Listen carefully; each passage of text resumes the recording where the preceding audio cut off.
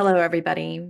Aimee Takaya here, founder and friend at Free Your Soma, where you can learn to relax the tense, tight muscles in your body and liberate your whole world from within. Today on the podcast, I'm going to be exploring the number one thing that I wish people would stop doing. And this is especially important if you are a body worker or another healer. I would love to see other healers, other body workers stop doing this. We're going to be talking today about the way that it impacts another person when you comment on their body, right? When you comment how their body looks or how their body functions. And I've got some stories for you guys. I'm also going to be sharing from my own experience as a body worker and some of my ethos, some of why I don't go there and I don't talk about how other people's bodies look unless they are asking me, unless they are paying me to do so. Okay, let's get into it.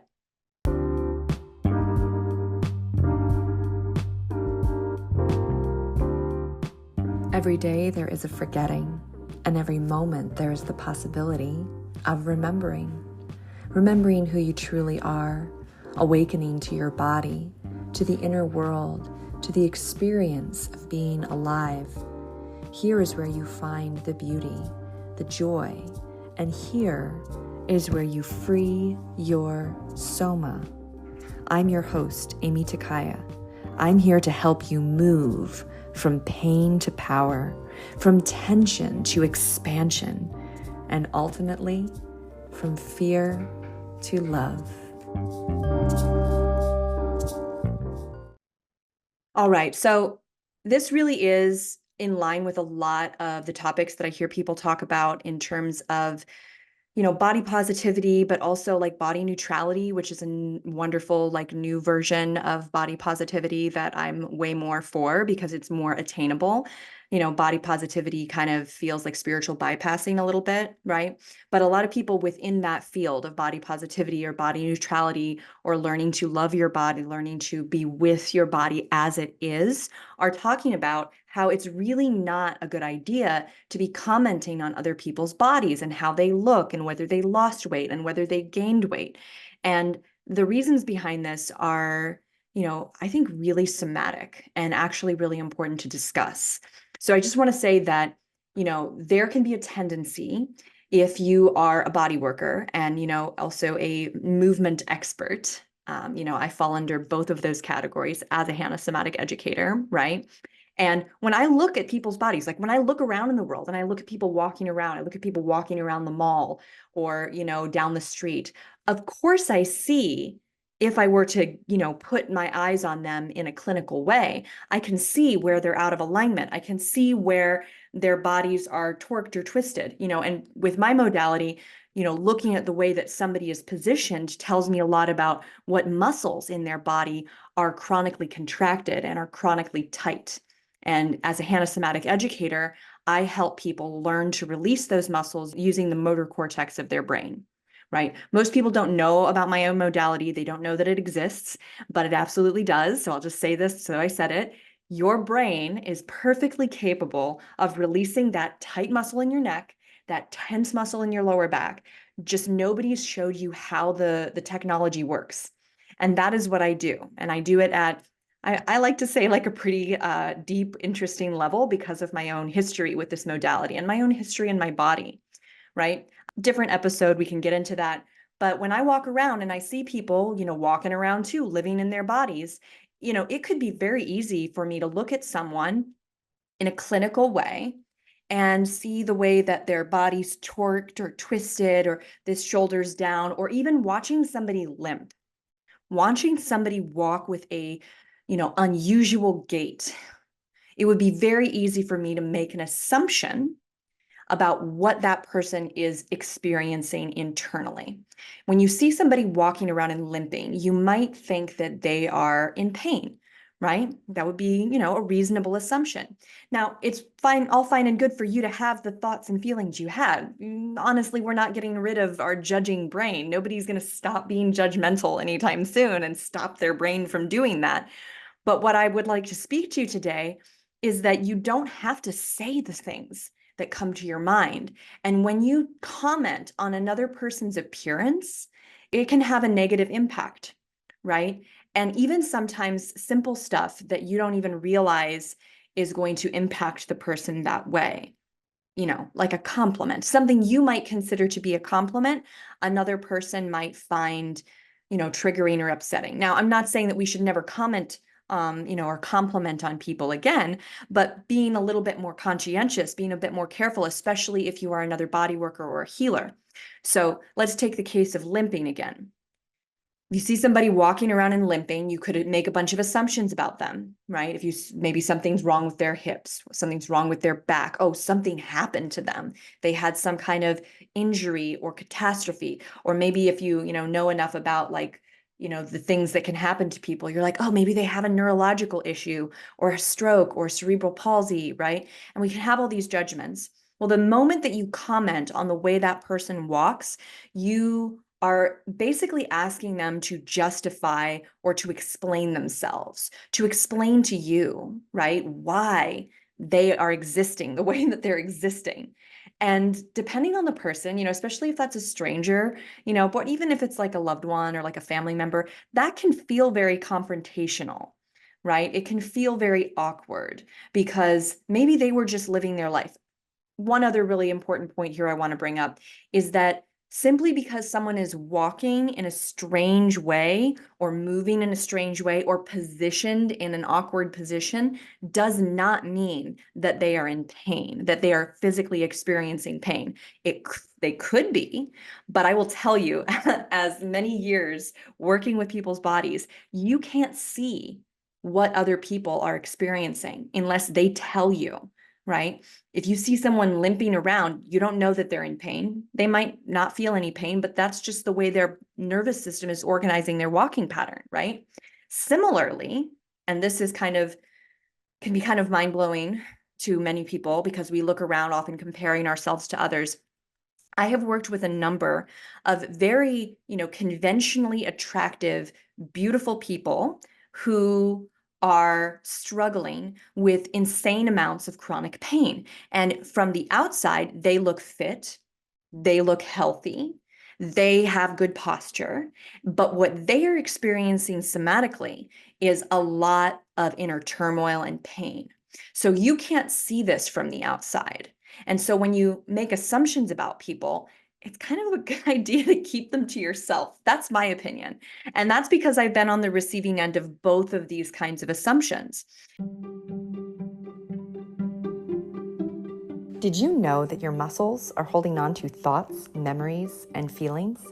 If you have a tight neck or back, you're not just getting old, you're experiencing a buildup of tension from the life you've lived. Most people don't know this, but there is a part of your brain that can reverse and prevent chronic tension. When you relax your muscles, you not only move better and regulate your nervous system, but you also free yourself from the grip the past has over your body, so you can live with freedom, confidence, and enjoy your life now. How does that sound? Join me, Aimee Takaya, and discover what my clients are raving about at youcanfreeyoursoma.com. Now, for those of you who haven't, listened to my previous podcasts or been following me for a while, maybe you don't know my story, but I started out my body career as a hot yoga teacher. And I used to joke that I went into hot yoga as like a couch potato. I was a couch potato. I had no training in sports. I had no, previous history of physical training of some kind, so I thought. And I got into yoga kind of as a blank slate with a lack of body awareness. I had very little body awareness going into yoga, but I didn't know. We don't know what we don't know. And we get to learn through experience, from that feedback of trial and error, what's actually going on with us, right? So that being said, I started my yoga career in hot yoga, and that's a very intense practice. For those of you who don't know, it's a 90-minute class heated in a room that's 105 degrees minimum, usually. Sometimes they're soft, studios where they do it less hot, right? But I did this kind of in hot yoga's pinnacle heyday of like 2008. I started my practice. And, I had no idea that my posture was off, right? I stood up straight, so people didn't comment too much on my posture because I was upright. People only tend to comment on your posture when you're rounded forward. Yeah, and we could totally get into that maybe on another episode about like the judgments that people have about people's postures, right? That kind of fits here too. So we judge someone when they're forward because it's a more closed position, right? And, we know that spines are supposed to be long and upright, right? Ideally. And so when someone is leaned and crouched forward, we like want to straighten them up.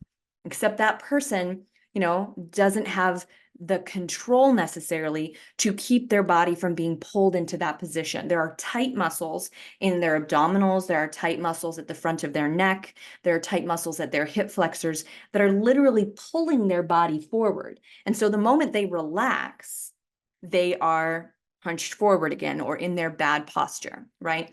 I was the opposite. So I had this impossibly good posture, which, involved my back being very arched. But I had another position in my body that was unconsciously going on, which is that my pelvis was tucked under. So even though I had this like upright, spine, I didn't have the lordosis thing, which, some people would have commented on probably because my butt was tucked under all the time. So I looked very straight. I looked very upright. Yeah.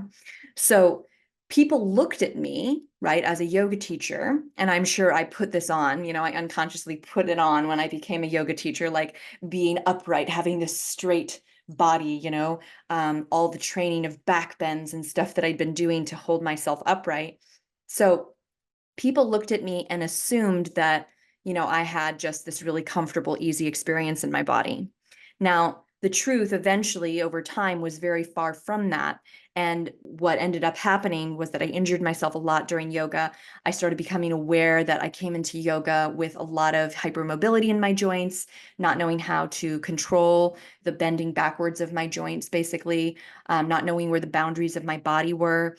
And all of this, culminated in, like I said, multiple injuries and then eventually a lot of chronic pain that I didn't really know what to do with because the yoga at that point was not helping the chronic pain. Even once I got the alignment, things figured out, I was dealing with hypertonic muscles. I was dealing with muscles that were completely exhausted from being in contraction for a very long time. And at that point, there really wasn't any more contracting that was going to help my body find peace, right? So eventually what happened, and there's more to this story, I injured my left leg.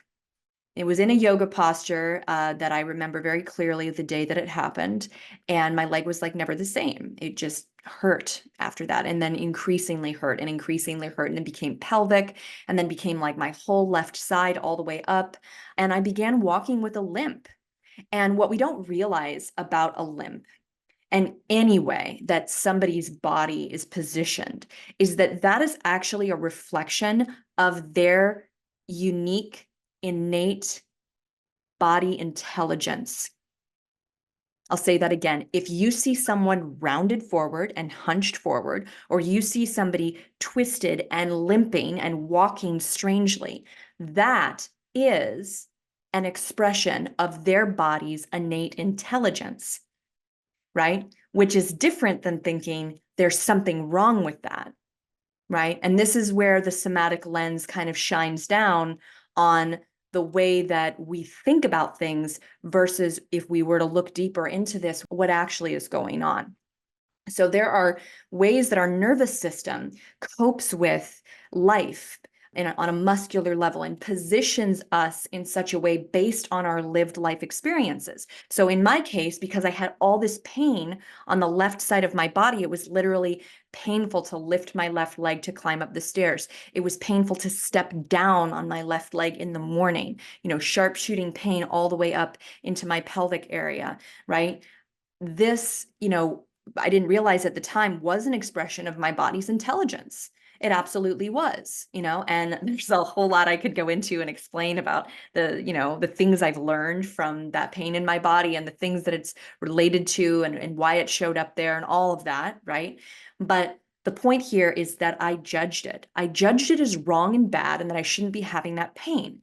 And I judged myself for walking with a limp, and I was ashamed of that. And then anytime that somebody asked me why I was limping or if I was in pain, I felt very defensive and I felt very upset. And I wanted to just stop walking with a limp because I wanted people to stop asking me, because it just pointed out that I was sort of like helpless in this experience of being in pain. And at that point, I had been looking around and I really had not found anybody, masseuse or body worker, who could help me with my pain. I'm smiling because it's a funny story. It's like that book, where the guy goes all around and then finds out at the end, like, the answer is in his backyard. What's that? The Alchemist, right? So it was like that for me with this. I was traveling all around the world teaching yoga, looking perfect on my Instagram, and nobody could see unless they watched me walking around on a daily basis with my limp, right? Nobody could see through Instagram or when I was standing at the yoga podium that I was experiencing hell, like chronic pain, really bad, right? And so what ended up happening was that my dad, my dad was the one who had the answer, and he kept talking to me about it, and he kept trying to tell me about somatic education. And I didn't want to hear it because it was coming from my dad. And I didn't want to hear it because it was so different than what I'd been doing before. And I didn't want to hear it because it meant taking a look at the ways in which I had unconsciously been hurting myself, right? And that was painful to look at that. And the ways that I might have unconsciously, through the way that I was teaching yoga, been unconsciously, right, or accidentally, I guess, helping my students hurt themselves. And that was a really hard thing to do. So I didn't want to look at it, right? But kind of back to the main point here, my dad would often comment on the way that I was walking. And to be completely honest, he still does sometimes. And it still irritates me. It still irritates me, well, because of a lot of things, because we don't like to feel like we're being judged. Of course we're being judged, but we don't like to feel that. We don't like to, actually consider that we're being evaluated and judged by people around us. We want to be loved, right? We want to be accepted and loved. And when we're judged, we don't, feel included. We don't feel loved. It's kind of a difficult thing to feel both judged and loved at the same time, right? So when my dad would comment on my body, first of all, it would bring up other times in my life that he commented on my body, out of concern, for various things. And, I'm like typical females out there. Many of us have struggled with body image issues, right? And I know men struggle with this issue too. But we grow up in a culture where there, is a certain ideal that we're aware of. And when we fall short of that and when we don't live up to that, like, it's difficult, right? For some of us, and more difficult for some, some of us than others. I could do like a whole podcast on that as well. But the point here is that it really bothered me that he commented on my way I walked, right? Just like it had bothered me when he commented on noticing that I had stretch marks on my leg as a teen. And I've totally worked that stuff out with my dad now. But the point is that it bothers us, right? It bothers us when people comment on our bodies, especially if it's something that they're, commenting on that seems like it's wrong. We shouldn't be having that experience. I want to say, though, I do understand that most of the time people are commenting on, say, how you're limping or walking because they're concerned, because they want to help, right? Here's the thing. If I have a friend and they are walking funny, and I'm a somatic educator and I am like I can totally help them retrain the way that they walk and release the muscles that are preventing their walk from, being smooth, right? I don't say anything unless they bring it up. If they bring it up, then okay, let's talk about it. Okay, you want some help, right? That's different. It's kind of like if your friend brings up that they lost weight or gained weight and is talking to you about it. That's totally different than, you haven't seen them a while and you go, "Oh my God, you lost so much weight," assuming that that's a positive thing, when in fact, and I have totally overheard this in yoga studios. "Yeah, I lost a lot of weight. I've been super depressed and smoking a lot of cigarettes." Right? We don't know. We don't know why they lost weight. Someone else could have gained weight and be like, wow, you gained so much weight. People hopefully have enough tact in this day and age to not say that kind of thing, right? But some people probably still do. And we don't know. Maybe they went through a really stressful period, or maybe they actually just started like enjoying their life and not obsessing about their body and being at the gym constantly, right? And enjoying their life. And that included like eating food that, put some weight on their body, right? My point is, we don't know what someone's inner experience is. We don't know what it is. We make it up and we make assumptions and we presume things. And my point here is that stop telling people your assumptions. Stop commenting on people's bodies, right? They don't probably realize it. Little caveat here. If someone has broccoli in their teeth, please tell them. If somebody has a booger hanging out of their nose, please tell them. If you think that somebody is wearing a really awesome outfit and has a great style, tell them, right? Maybe you like their haircut, right? You can say stuff like that. That's great. It's when we start commenting on their body that it gets weird, right? That it gets uncomfortable, like a sensitive thing, and we can easily hurt someone without realizing it. The other thing I want to say here is that people who are in a healing profession, when you comment on someone else's body, when they didn't pay you to do that, and they didn't ask you to do that, and you come to them with your concern, it can feel like a manipulation, and you might not realize that. And honestly, maybe it is a manipulation, and you might not have realized that either, because I've totally had like the little devil on my shoulder saying like, oh, that guy's walking funny. Like I should go tell him about hanosomatic education, right? I have never had the experience of going up to someone, the times that I have listened to that little devil on my shoulder and gone up and said, hey, I noticed you're walking funny. Like, let me give you my card. Let me help you with that. They never call. That's not how I get a client, right? If I did, cool, maybe that would be helpful, but that's not been my experience. And if your idea of how to get a client or help someone or book a massage is by sort of, I don't know, addressing the person's pain, it's kind of like, I guess I could compare it to like, for those of you who are out there who are in the coaching field or familiar with like online marketing, like bro marketing, like, pushing the pain points, and I think it's not very tasteful and it's not very compassionate. So I worked with this client at Joshua Tree Music Festival. I love Joshua Tree Music Festival. He came to my presentation on creating freedom from pain and had some change show up in his body, and the little lesson that I gave during that presentation, right, on how to release stress patterns, how to release muscles, tense muscles in your body. So he came and did a session with me, an hour-long session at my table. And his big frustration was that people were constantly commenting on how his head was really far forward.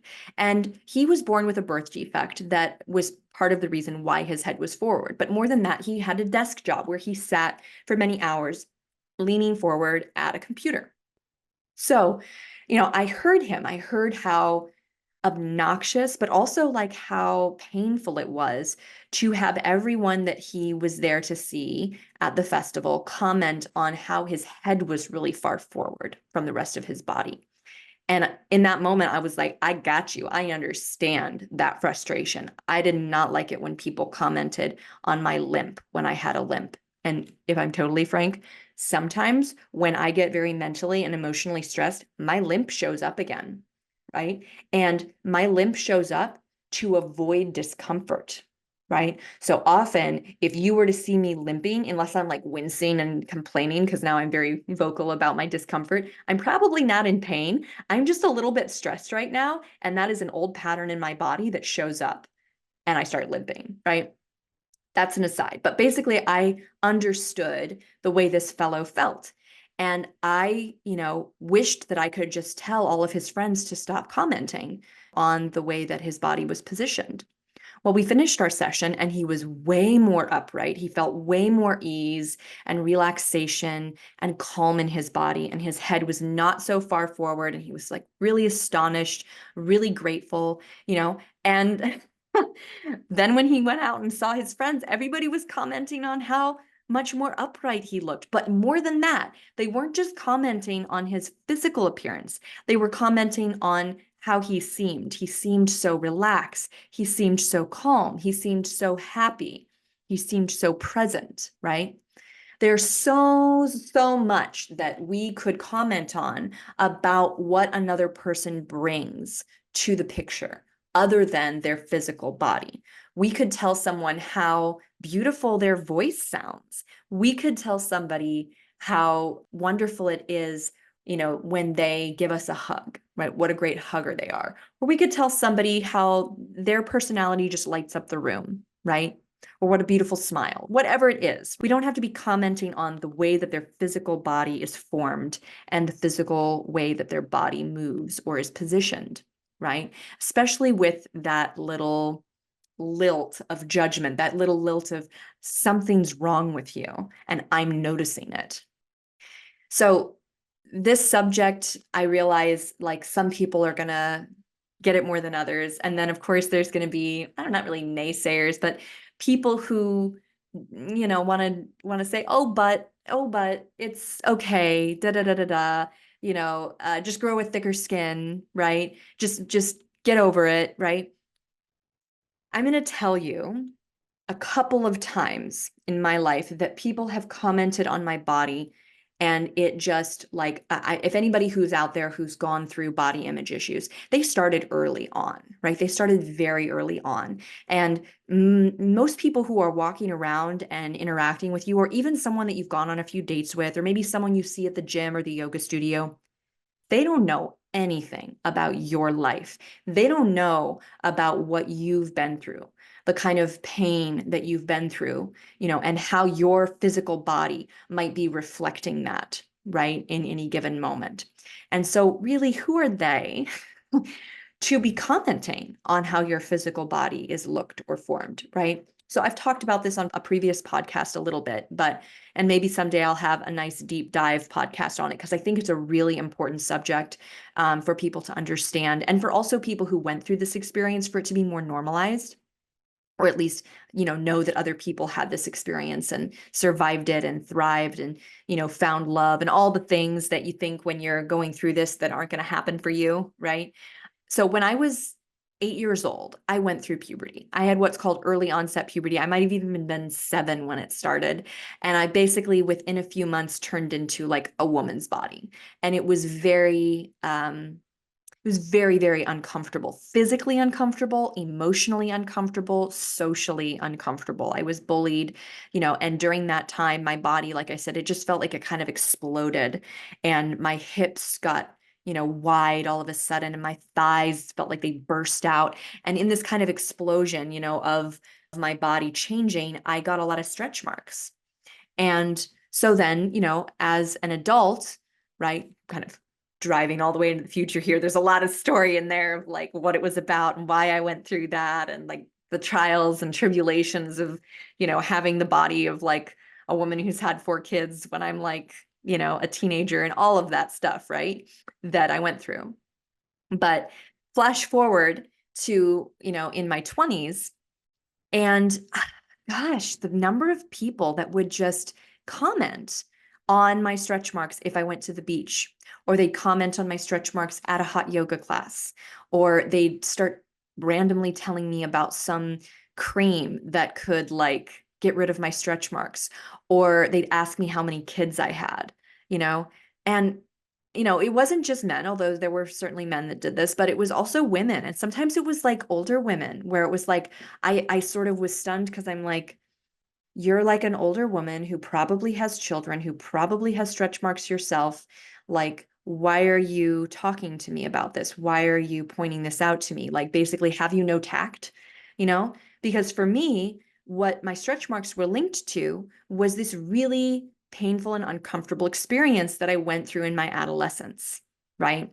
This going through early onset puberty. And so when someone would comment on it, it was like they were reading my diaries or something. It was like, you don't know like what I've been through, but yet you're, picking at this wound. You're picking at this scab, and what I realized is that people did not mean to intentionally upset me.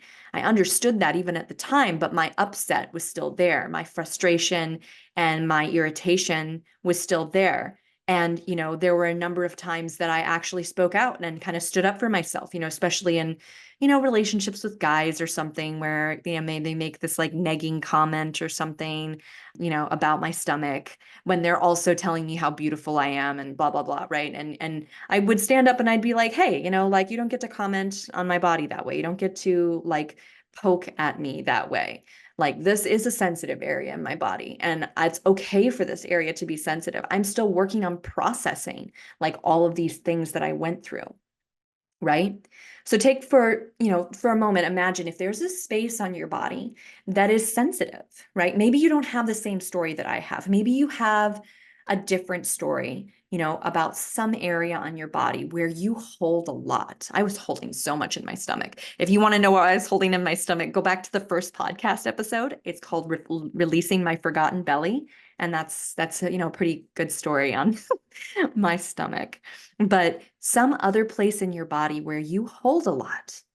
And how would it feel if somebody you didn't know just came up and started messing around with that part of your body, started prodding it and poking it? It's completely different if somebody like is being paid to do that. If you're laying down on a table and saying, touch me, do something with my body, right? Or if you go to a professional and you say, hey, I've got something going on in my shoulder, give me your opinion, tell me, help me find out what's going on. But just a random person off the street commenting, or even just for a moment, let's imagine that the comment is an actual person like prodding you, because that's how it feels. That's how it felt to me when people would comment on my stomach or comment on my limp. I felt prodded, I felt invaded a little bit, right? So just imagine that for a moment. Try to put yourself in the position of having somebody prod you and poke you in that sensitive space. It's probably unpleasant, right? So this has been my soapbox. This has been my, please stop doing this, especially if you're a healer. To recap, I think that there's so many other things that we could say to a person, right? If we're concerned with how someone feels and with what's going on in their body, we could simply ask them sincerely, hey, are you okay? What's going on with you? Now, it's also okay to ask, hey, are you having some pain in your body, right? Ideally, I think that you should be asking someone who is making some wincing face or verbalizing, like asking them if they need help, versus just asking someone who might be walking strangely but looks like they're feeling okay, right?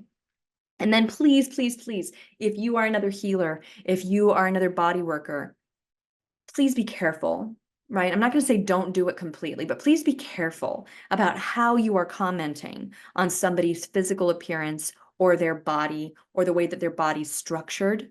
Are you doing this because you want to help them, because you want to make a sale, because you want to get a new client, right? All those things are valid. I'm not saying that it's like wrong to want a new client. It's not wrong to want to help this person. But is there another way that you could introduce yourself to them, that you could find out if that's something that they actually need or something that they're looking for, rather than to kind of come at them with this little bit of invasion of their body's sovereignty, right? Of their body's autonomy in a way, by basically implying, like I said before, something's wrong here. So, food for thought. I would love to hear your feedback on this. So if you're listening to the podcast, please follow me on Instagram if you don't already, at Aimee Takaya, right? You can DM me there. DM me and tell me what you think. Tell me if you appreciated this perspective. Tell me if you have a slightly different one. Maybe you have a story. I would love to hear your story. I am so honored to hear the stories of what other people experience somatically, internally in their bodies, like, what the thought process and emotional process and physical experience all was like for this person at this time in their lives, or vice, present moment. So please DM me at Aimee Takaya on Instagram.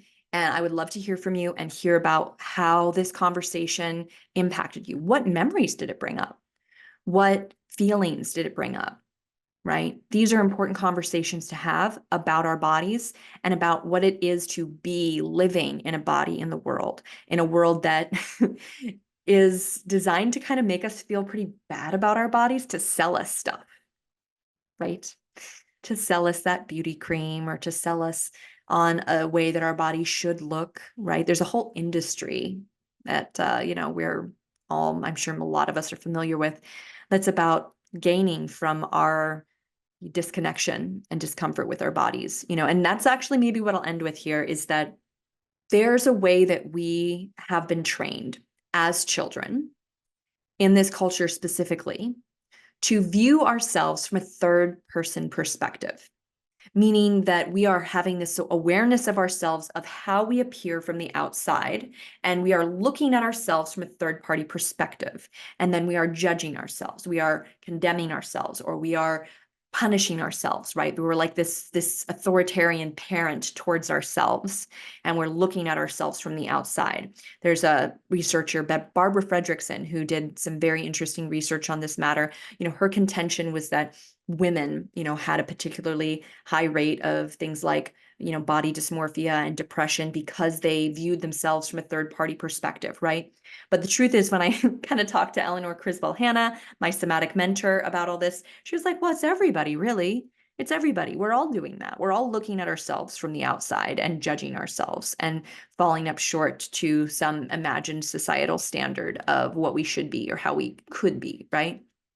So the journey with somatics, and specifically the journey neurophysiologically with Hanna somatics, is the journey to sensing and experiencing ourselves from the inside and letting go of that third party perspective and stepping into a first person experience of our body and of ourselves, where we can feel how incredibly rich and diverse and fascinating it is to be in a human body, right? And honor that individual felt experience, which is happily where I am at now in my life. Yeah, maybe just closing with I'm already closing, but like the idea that the things that used to trigger me about, say, my stomach and early onset puberty, and, even just the word fat used to trigger me a lot. And I would get like irritated and upset. If I heard someone use the word fat in a derogatory way, it would like really piss me off. I now am not triggered by those things in the way that I was.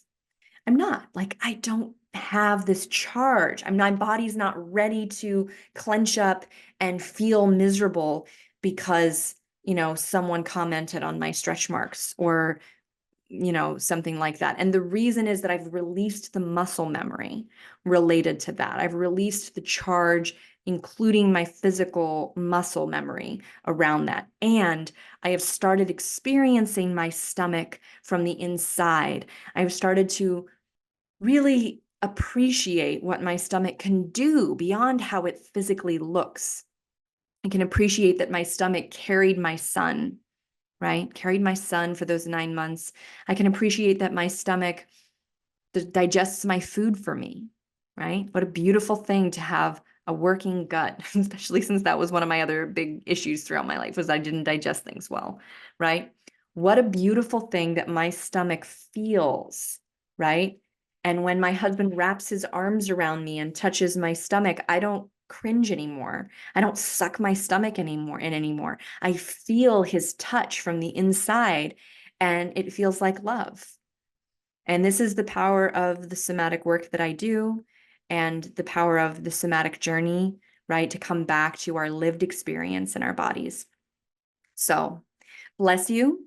Like I said, would love to hear from you. So DM me, let me know what you thought of this conversation, and I'll hope to bring you more solo episodes. I'm on a little solo episode kick, and yeah, I think it's good for me to share of myself with you on this podcast, to share what I'm up to share what I've experienced and what I've gone through. Yeah, because it starts a dialogue, and it's nothing better than sharing our experience and sharing our wisdom and sharing our gifts with the world. All right. Have a wonderful time out there, right? And Free your soma, be alive, be in your body.